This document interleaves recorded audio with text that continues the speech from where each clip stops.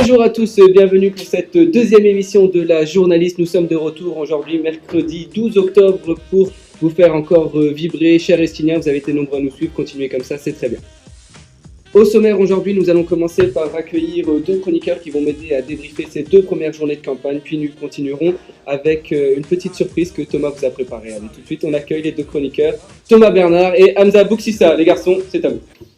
Hamza, je t'invite à venir me rejoindre. Bonjour à toi. Ça va bien. Et Hamza. Et maintenant, on accueille tout de suite Thomas qui a fait les beaux jours de Varenton Reporter il y a un an. Thomas, bienvenue. Salut les gars. Et ben, comme tu vois, le plateau a évolué depuis, hein. Les moyens ont augmenté. Ah vache, quelle surprise, quelle surprise. Formidable, formidable. La belle surprise de cette début de semaine, Hamza, c'est la salle liste. Qu'est-ce que tu en penses? C'est juste génial ce qu'ils font. C'est énorme, c'est ce qui nous manquait à cette campagne. Et il faudrait qu'ils continuent, qu'ils ne s'arrêtent pas. Leur rap était juste magnifique. Alors moi j'aurais juste un petit problème avec la saliste, vraiment léger. Donc déjà ils ont pris une photo de moi à mon insu. Ça se voit que je ne tape absolument pas la pause, comme on dit chez les jeunes. Et du coup, le deuxième argument, c'est que je ne comprends rien de ce qu'ils disent. Le vocabulaire qu'ils emploient, je ne le comprends pas. Des stress. Mais est-ce que ce serait pas le signe que tu vieillis un peu, Thomas? Peut-être, peut-être. En tout cas, voilà. Bon, ils apportent beaucoup de bonne humeur, de fraîcheur, etc. Mais je ne les comprends pas. Donc, On peut dire que ce sont un peu des joyeux jeunes d'hommes, quoi. je pense. Formidable. Et pour moi, cette année, la salle liste, c'est la cerise sur le gâteau. Déjà, cette année, on a la chance d'avoir deux listes qui sont à peu près sérieuses. L'an dernier, il n'y avait pas de liste. De listes sérieuses.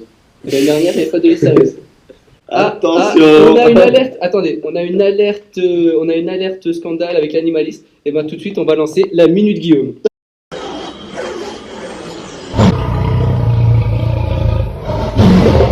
On a déjà noté la démission d'une liste, c'est dommage pour notre estomac. Franchement, c'est regrettable, c'est regrettable. Alors c'est vrai qu'il paraît que 2 heures de ménage, ça fatigue les hommes. Alors là, inadmissible. Ouais, merci pour ces images, quelques images, Mathieu. On reprend tout de suite sur notre sujet avec la salle liste. Donc un freestyle incroyable et puis une interview avec Jean Exceptionnel. à la hauteur. Exceptionnel. Un grand moment de sérieux, de bonheur, de littérature. Du genre, quoi. Du genre pour ceux qui le connaissent. Et puis Monsieur Cochard, un acteur formidable.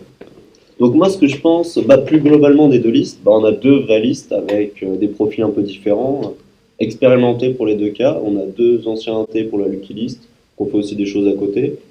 5 autres jeunes hommes qui sont plutôt actifs donc dans la vie de l'école. Et de l'autre côté, on a une liste composée d'anciens intés aussi, de gens qui ont fait les galas, les 24 de Stan, etc. Donc voilà, on a vraiment du coup 16 personnes très expérimentées dans la vie de l'école, donc ça c'est un bon point.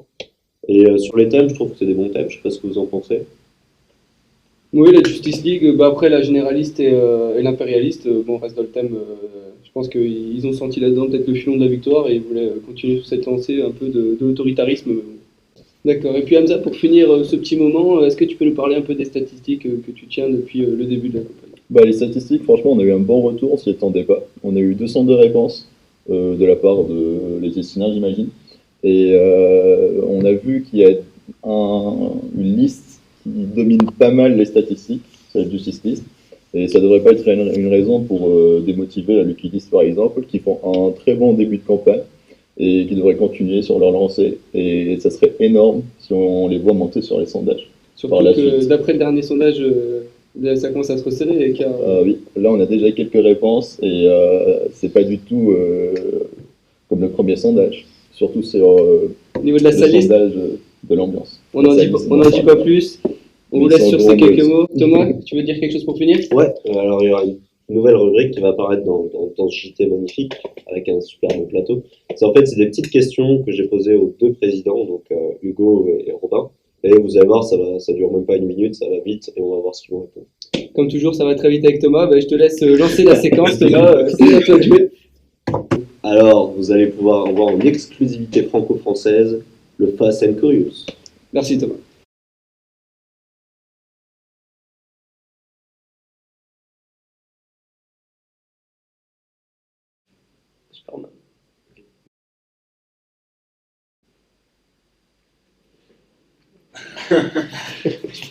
Nickel, ça. Ok. Excellent.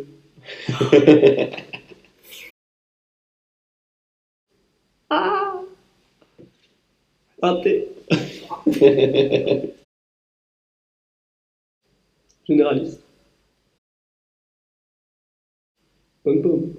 Ça marche. Blond. Merci pour Axel. Becker.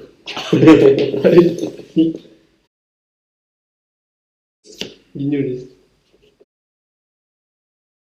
Tine. Merci beaucoup Thomas pour cette super petite chronique. On attend avec impatience le retour de ta chronique Fast and Curious avec Hugo Jacquemart pour la Lucky List. On continue tout de suite avec les statistiques. Vous êtes très nombreux à nous répondre, ça nous aide beaucoup. Alors on vous laisse découvrir ce qu'ont pensé les Estiniens au bout de 3 jours de campagne de nos listes formidables.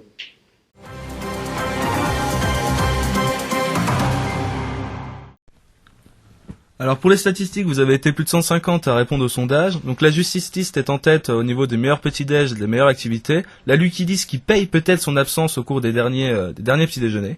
Donc pour ce qui est de la meilleure ambiance, la Saliste complètement explosée dans les sondages avec 48% des voix, certainement dû à leur freestyle du Sal qui a vraiment pesé très très lourd dans le game.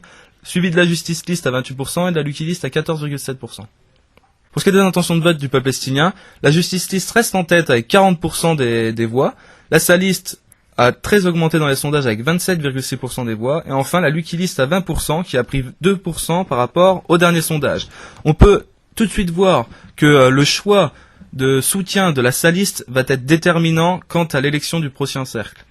La Justice List, quant à elle, perd un peu des électeurs dans les sondages. Ouh là là, ça se resserre au niveau des statistiques. On le voit, la Saliste nous réserve peut-être un mauvais coup. S'il continue comme ça peut faire mal, on le voit. On continue tout de suite avec la rubrique génialissime de Kuchli Direct qui nous a régalé lundi. Et bien on continue tout de suite. Jean, je te laisse le champ.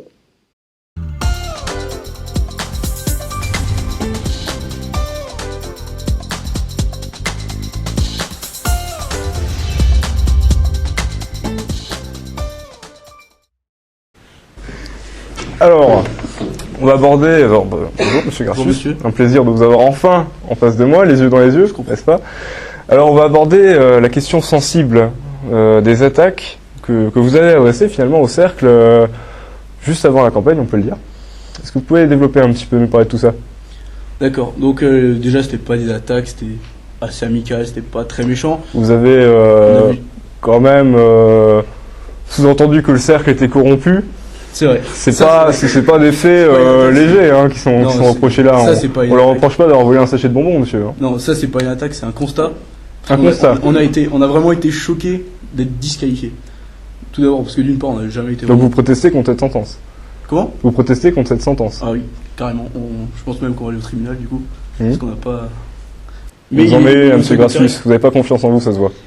C'est vous qui m'a impressionné. Je vous en prie, ne déviez pas du sujet. En tout cas, je vous propose, j'ai un petit conseil éventuellement à vous donner.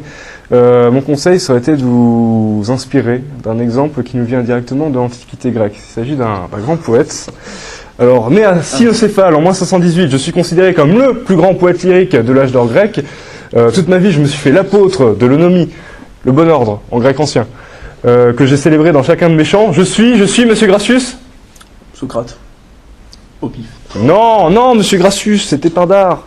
Pindare, et moi qui pensais que l'inculture était chez vous beaucoup moins flagrante à l'oral que de visu, c'est la déception qui m'envahit. Toujours est-il que Pindare a écrit que le plus haut degré de sagesse, c'était le silence, monsieur Gracius. Et je pense que de son exemple, vous auriez dû vous en inspirer. Je ne me suis jamais prétendu sage. Ah bah, il faudrait s'y mettre. J'ai encore le temps d'acquérir votre expérience. Allez, on finit sur ça? N'est-ce pas? Un plaisir. Au revoir. Encore des belles images qui vous sont proposées en exclusivité par la journaliste et le BDF. On continue tout de suite avec les images qui vous ont marqué. Je vous les donne un petit peu comme ça, on va dire, pêle-mêle.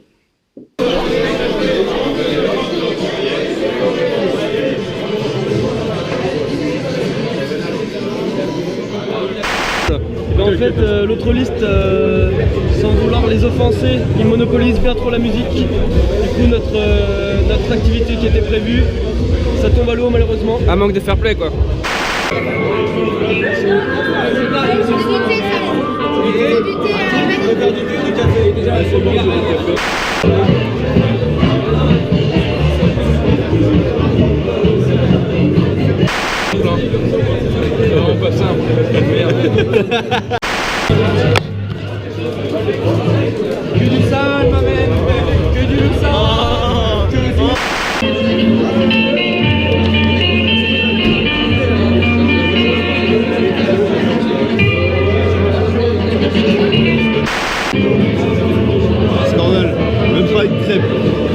Même pas une crêpe.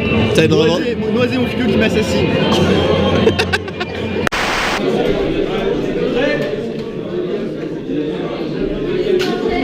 Ah, il a triché.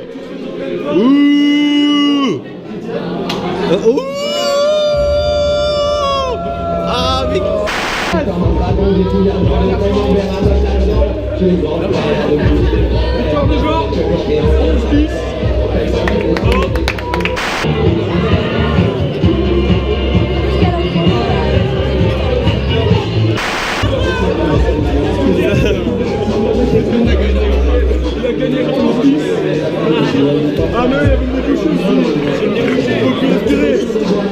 Merci beaucoup de suivre notre JT de la journaliste. C'était la deuxième émission. Retrouvez-nous vendredi ou en début de week-end pour une troisième émission.